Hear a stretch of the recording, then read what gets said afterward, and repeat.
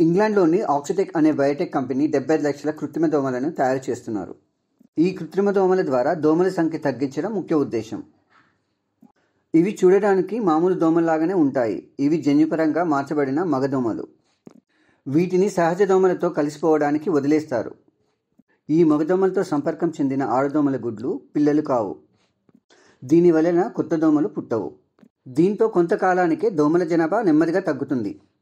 Dengue, malaria, chicken గున్యా వంటి వ్యాధులు వ్యాప్తి తగ్గుతుంది.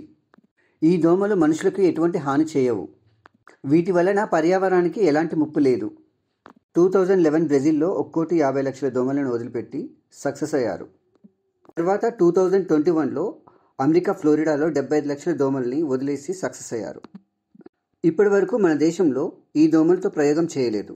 ఇప్పుడు మనం ప్లాస్టిక్ తినే పురుగుల గురించి వివరాలు తెలుసుకుందాం. ఈ తేనెటీగ లార్వా నుంచి బయటకు వచ్చిన పిల్లల్లాగా కనిపిస్తాయి. స్పెయిన్లోని శాస్త్రవేత్తలు మొదటగా వీటిని కనుగొన్నారు. వీటి దంతాల్లో ఉండే ఒక ఎంజైమ్ వల్ల ఇవి ప్లాస్టిక్ని తినగలుగుతాయి. ఈ కీటకాలు ఫోమ్ని కూడా తినగలవు.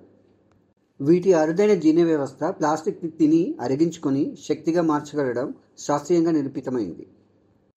ఈ కీటకాలని భవిష్యత్తులో ప్లాస్టిక్ రీసైక్లింగ్కి ప్రత్యామ్నాయ మార్గంగా ఉపయోగించవచ్చు.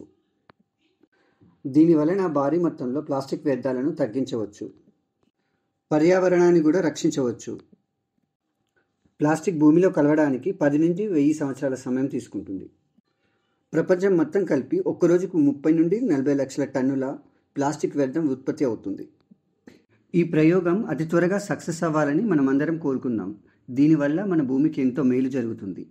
ఈ వీడియో మీకు నచ్చినట్లయితే లైక్ చేయండి, సబ్స్క్రైబ్ చేయండి.